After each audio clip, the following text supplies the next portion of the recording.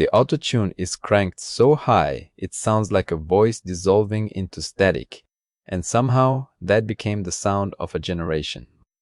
I'm David Cole, and that warped, melting vocal is our entry point today into one of the most fascinating careers in hip-hop. I'm Hannah Kim, and I want to say upfront, Future is one of those artists people either completely dismiss or treat like a prophet, and the truth is genuinely more interesting than either of those positions. Marcus Hale. And I think what makes Future's story so compelling analytically is that almost everything about his success should not have worked. And then it did, spectacularly, for over a decade.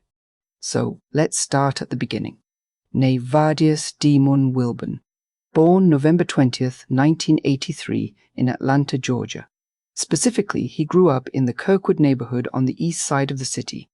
Kirkwood is important context. It's a neighborhood that was pretty rough during his childhood, high poverty, a lot of street activity. But it also puts him in proximity to a very specific Atlanta music ecosystem that was just starting to explode in the late 90s and early 2000s.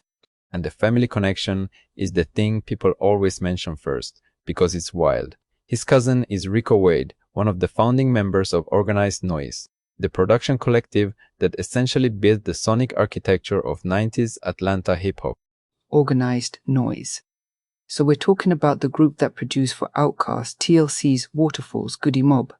The Dungeon Family. That whole universe.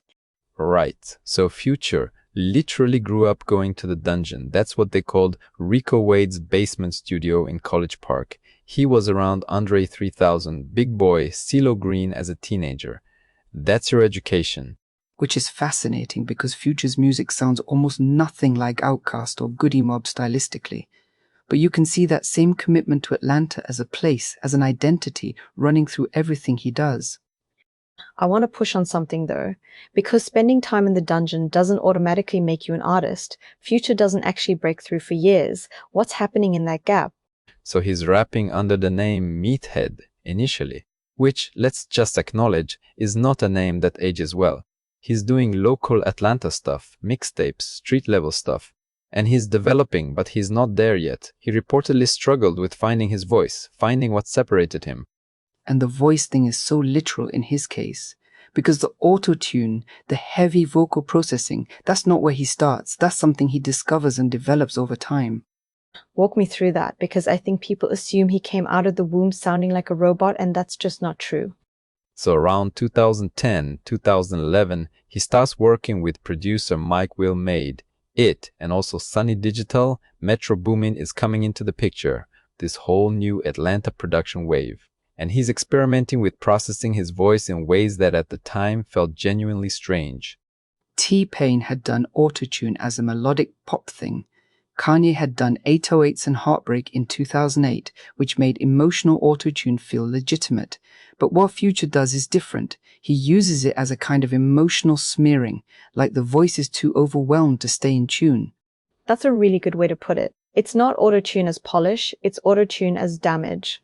And once he finds that, his early mixtapes start generating serious attention. Dirty Sprite comes out in 2011, Astronaut Status in 2011 as well. These are free projects, street-level distribution, but they create a real buzz in Atlanta and then nationally. And Epic Records comes knocking. He signs to Epic, which is a Sony imprint, reportedly in 2011, and his debut studio album Pluto comes out in April of 2012. So this is the major label debut moment. How does Pluto actually land? Commercially, it's decent. It goes gold eventually. But it's not the explosion people might expect given what Future becomes. The label is clearly trying to position him somewhat more accessibly. There are some polished, radio-friendly moments on there that feel slightly at odds with what made the mixtapes exciting. Tony Montana is on Pluto. Same Damn Time is on Pluto. Those are real songs that got real radio play. Same Damn Time is legitimately a banger. I'm not going to sit here and pretend otherwise. And it charts. It does well. But critically, reviewers are still figuring out what to make of him. And then something happens in 2012 and 2013 that changes everything, and it's both professional and deeply personal. The Ciara relationship? Okay, so for listeners who don't know, Future and Ciara, the R&B singer, got engaged in October 2013. They have a son together, Future Zahir Wilburn, born in May 2014, and then the relationship falls apart publicly and acrimoniously in 2015. And the reason this matters to the music, and I want to be careful here because real people's pain is involved, is that the dissolution of that relationship becomes, in many people's reading, the emotional fuel for what becomes the most critically acclaimed run of his career. The mixtape run, 2015. 2015 is genuinely one of the most remarkable individual years any rapper has had in the modern era. You need to lay this out. Okay, so in 2015, Future releases Monster in January, then Beast Mode in February, then 56 Nights in March. These are 3 distinct projects in essentially 3 months. And they are all excellent. And they're not filler. Each one has its own character. Beast Mode is all Metro Boomin production. It might be the purest distillation of what that producer-artist relationship can be. Metro Boomin and Future are one of those pairings where you genuinely cannot separate them during this period. Like Metro's production, those low-end trap beats, the haunted bells and keys, it becomes the sound that frames Future's emotional world. Then in September 2015, What a Time to Be Alive drops. The collaborative mixtape with Drake, hosted on OVO Sound Radio, released as a free project initially through Apple Music. And that one goes certified platinum. A free mixtape goes platinum, which tells you something about the cultural moment.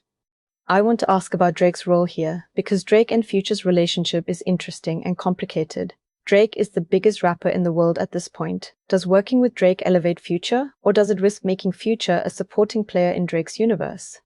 It's a real tension, and different people read it differently. My read is that What a Time to Be Alive actually demonstrated that Future could hold his own next to the biggest name in the game, and in some critical assessments, Future actually came out ahead on that project. The mixtape has Jumpman on it, which becomes one of the defining songs of that year. And Future's verse on Jumpman, I mean, people were legitimately arguing he outperformed Drake on that track. Which is a genuinely wild thing to say about anyone in 2015, given where Drake was commercially and critically. And then to close out 2015, Future releases his second studio album, Dirty Sprite 2, in September.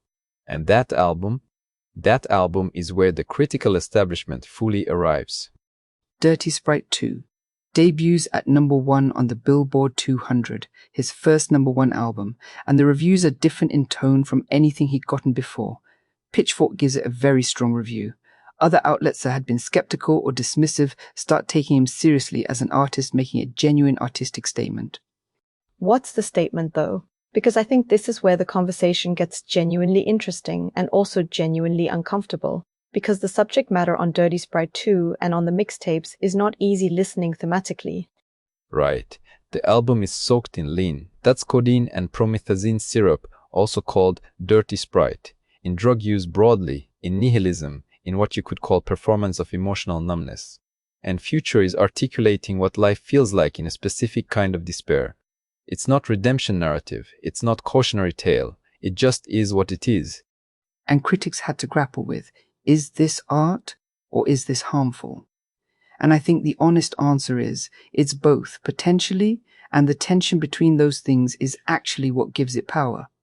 There's a quote from Future that I find fascinating. He said something to the effect that he was speaking for people who didn't have a voice, that the streets have stories that don't get told in polished ways. And I don't think that's a cynical statement. I think he genuinely believes that.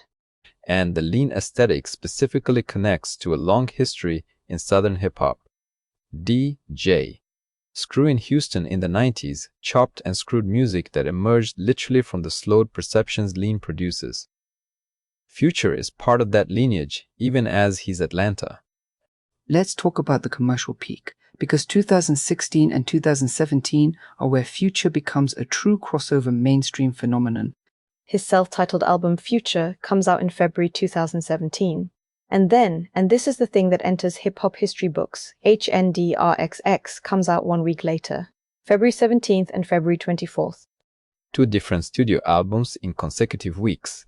Both debut at #1 on the Billboard 200. He becomes the first artist ever to debut 2 different albums at #1 in back-to-back weeks. That's not a small record to hold. That is a genuinely significant commercial achievement. And the albums are intentionally contrasted. Future is harder, more trap-focused.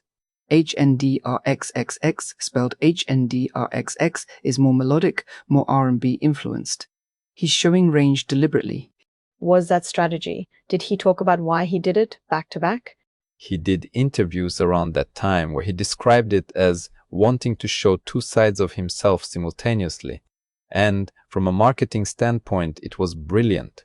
You dominated conversation for 2 consecutive weeks rather than one. There's also something interesting about the production ecosystem at this point. Metro Boomin is still central, but Future is working with a huge range of producers: Southside, TM88, Wheezy, Nard and B. He's essentially become the flagship artist for an entire generation of Atlanta producers. And that makes him commercially reliable in a specific way. Because if you're a young producer and you want to announce yourself, getting a Future placement is the credential. Which is why his output is so prolific. Because everyone wants to work with him and he's genuinely enthusiastic about recording. There are stories, and these circulate enough that I'm fairly confident in them, of Future recording 30-40 tracks in a single session, just going and going. Let's talk about the feature game for a second, because I think Future's feature contributions are underrated as a part of his legacy. More. So if you go through Future's feature appearances from roughly 2013 onward, the list is extraordinary. He appears on Kanye West's Blood on the Leaves. Well, actually, that's a sample situation, but he and Kanye have collaborated. He's on Drake projects, Kendrick projects. He did Mask off his own album, which becomes Mask Off. Let's stop there because Mask Off is one of the biggest songs of 2017 and it has a fascinating origin. The beat is produced by Metro Boomin and it samples a track called Prison Song by Tommy Butler from 1972. And that flute loop becomes inescapable. That flute is everywhere for like 18 months. You heard it in grocery stores. You heard it everywhere. And Mask Off peaks at number 5 on the Billboard Hot 100, which is a significant mainstream chart position for something that doesn't have a traditional pop hook structure. And then the Kendrick Lamar remix comes out and it has this interesting cultural moment where 2 very different artists from very different philosophical traditions in rap, Kendrick is very much about consciousness and narrative, come together on Future's track, and it works. I think that tells you something about how Future's sound had become the lingua franca of a certain kind of hip-hop by 2017. Even artists who were aesthetically distant from him wanted to operate in his sonic world. Let's talk about the personal life a little more, because I don't think you can understand Future's art fully without it. And the Ciara chapter is just the most public one. He's reportedly fathered somewhere around 8 children with multiple women. That's been reported, but I want to flag that the exact number has been disputed and I'm not going to state it as absolute fact. What's not disputed is that his relationships and his approach to them, which he discusses openly in his music and in interviews, not always in ways that are flattering to himself, are genuinely part of his artistic persona. The toxic masculinity conversation around Future is real and it's been had extensively by critics. And he doesn't really retreat from it. He's made statements that have been controversial. There was an interview, I believe around 2015, where he made comments about women that generated significant backlash. Right, and the tension in his artistry is that some of the same people who critique those statements will also say Dirty Sprite 2 is a masterpiece. And that's an uncomfortable place to sit, but I think we have to sit there honestly. It connects to a broader conversation about separating art from artist, which is genuinely unresolved in culture right now. Future isn't the only artist this conversation applies to, but he's one of the more clear case studies. Let's go back to the business side for a second, because Future is also a reasonably savvy operator. He started his own label imprint, Freebands, Freebandz, which operates under Epic Records. And he signed artists through Freebands, most notably Young Thug collaboratively, though Thug's primary situation is more complicated. And he's been involved in various business ventures. There have been reported investments, endorsement deals. He had a deal with Reebok at one point. He's done brand partnerships with various entities. How does the critical reassessment work? Because I find the arc of how critics have received Future genuinely interesting. Early skepticism, then the 2015 explosion of praise, and then and then a slightly more complicated picture as time goes on, because he keeps releasing music and some of it is exceptional and some of it is perhaps less so. His 2018 album Beast Mode 2 is a sequel with Zaytoven, Zaytoven, the Atlanta producer, and it's well received. The Wizard comes out in January 2019 and it debuts at number 1. So the commercial consistency is remarkable.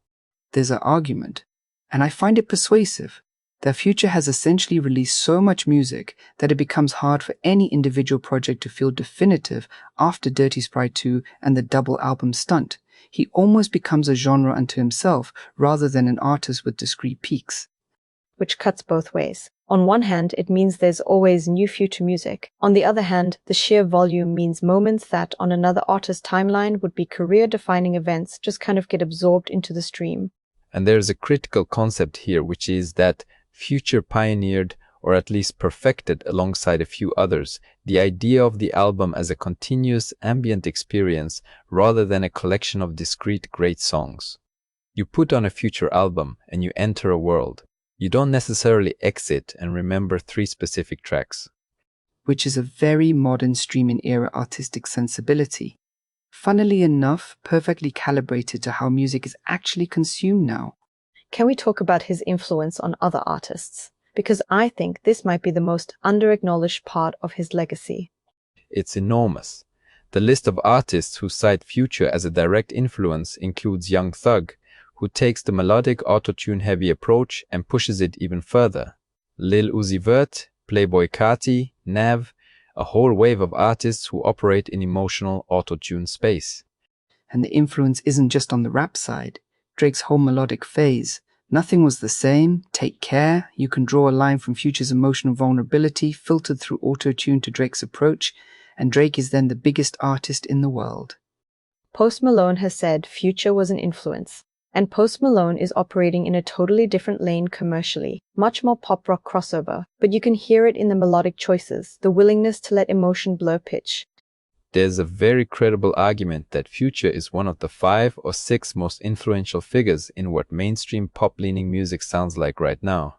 And that's a remarkable thing for someone who started as a street-level Atlanta rapper with a name like Meathead. We have to keep coming back to Meathead. It's important. It really is. Imagine if he'd kept that name. The Meathead featuring Drake collaboration would have been a different cultural moment. Let's talk about a couple of specific collaborations and moments that I think are worth highlighting. The Purple Rain mixtape in early 2016, which drops right before the Super Bowl, and Cam Newton, who was the Carolina Panthers quarterback heading into that Super Bowl, was known for wearing Future and listening to Future heavily. There's this cultural crossover moment where Future becomes the unofficial soundtrack to Cam Newton's run through the season.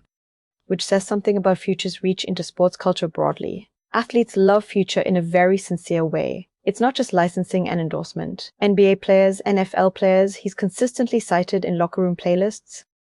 I think there's something about the music that works for athletic performance specifically. The relentlessness, the repetition, the almost hypnotic quality. It's trance music in a way. Trap, trance, it puts you in a headspace. Which connects back to the lean aesthetic interestingly. The music mimics the feeling of being in an altered state without you having to be. You get in the zone. I want to ask about something that I think is genuinely underreported. Future's relationship to the concept of authenticity in hip-hop. Because he makes music about a lifestyle, drug use, excess, a certain predatory approach to romance, that he simultaneously is living and performing. It's a collapsing of the line between persona and person that is pretty unusual even in hip-hop where that line is always blurry. And the weird thing is, it creates a kind of sincerity. When Future raps about being numb, about using substances to get through the day, about not being able to feel things properly, you believe him in a way that you might not believe a more polished performer making the same claim.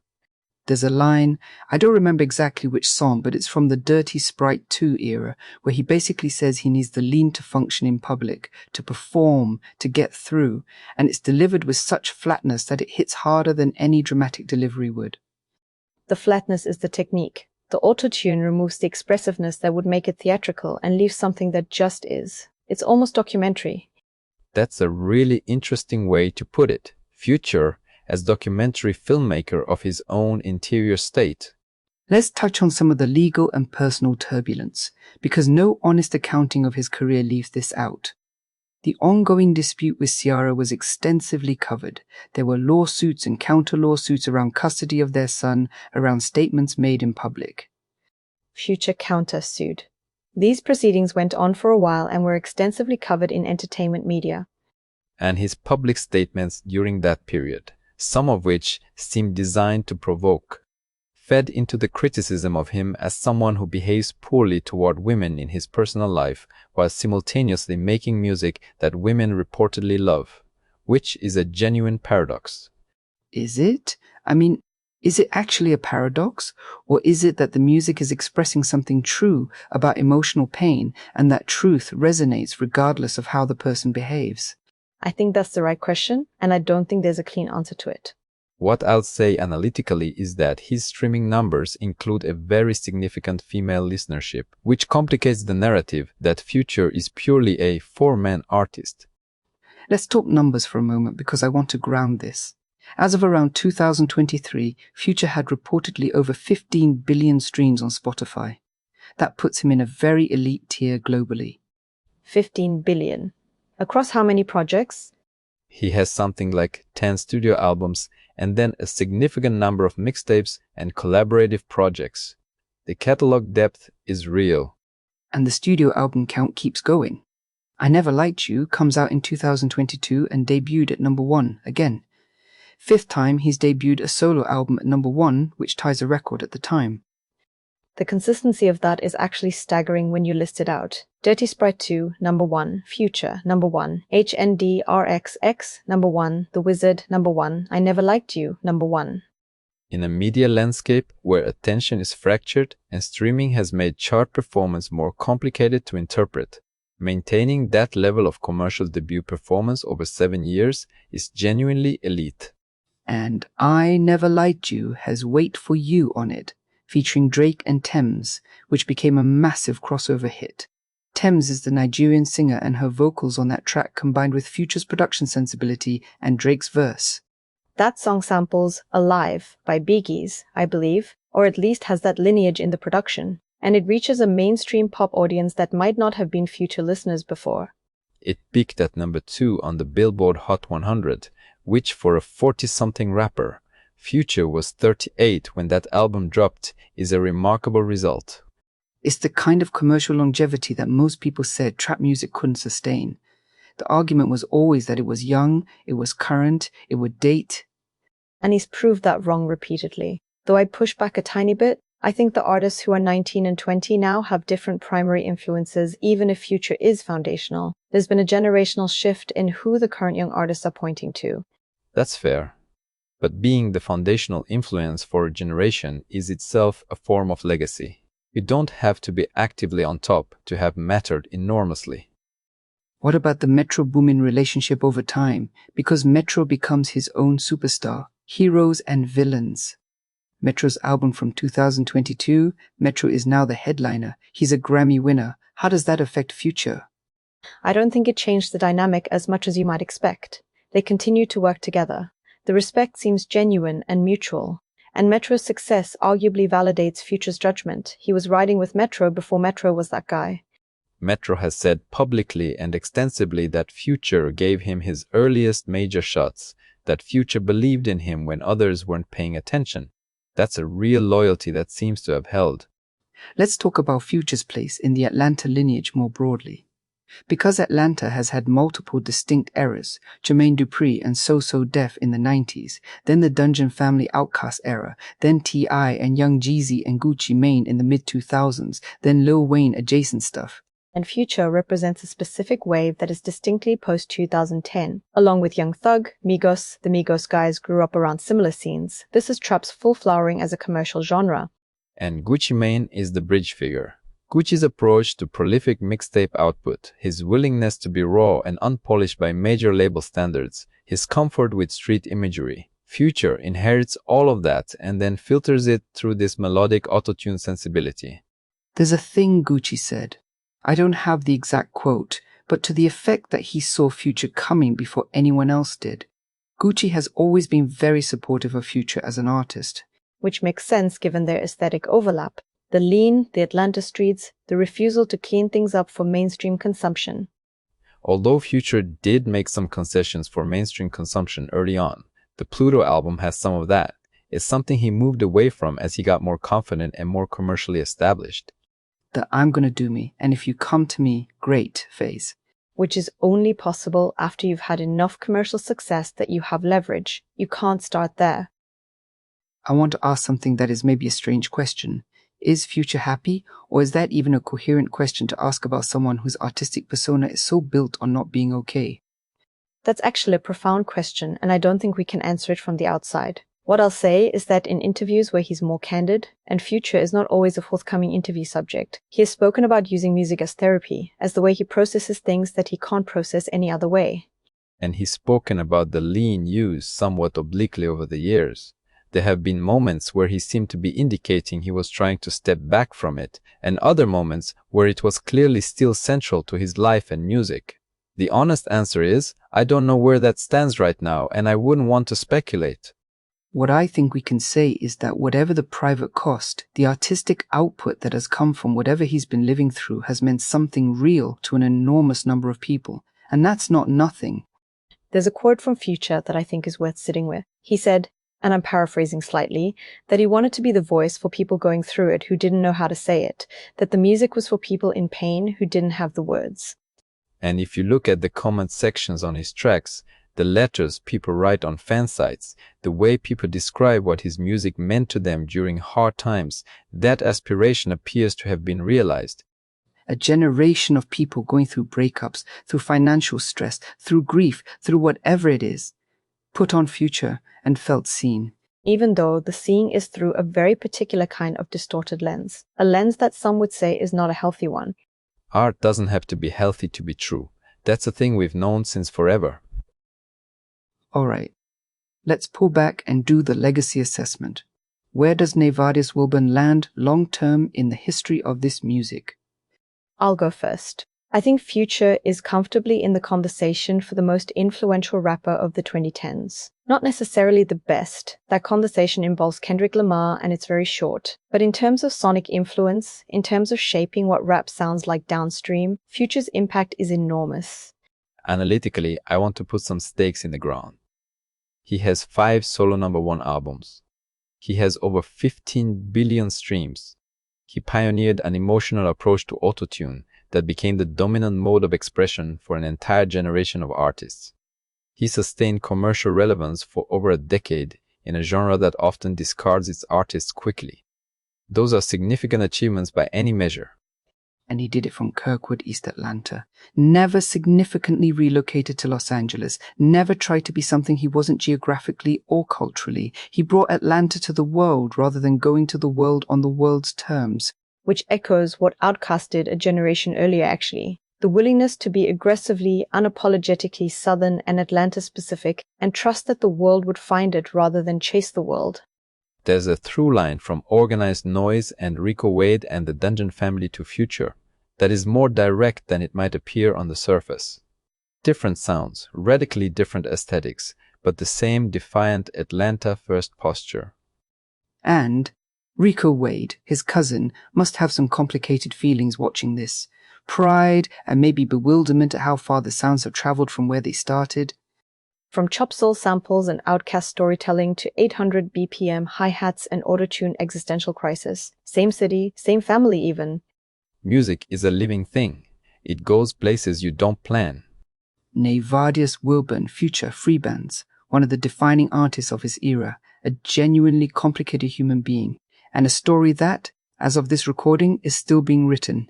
Which is actually maybe the most interesting thing. He's not a nostalgic act. He's not touring his old stuff. He's still making new music that debuts at #1. The story isn't over. I'll leave it with this. The auto-tune that sounds like a voice dissolving into static. That sound represented something genuinely new when Future weaponized it. It was a way of saying that emotional experience is too overwhelming to stay in tune, and that resonated with people who didn't have language for what they were feeling. That's what art is supposed to do, whatever else you think about him.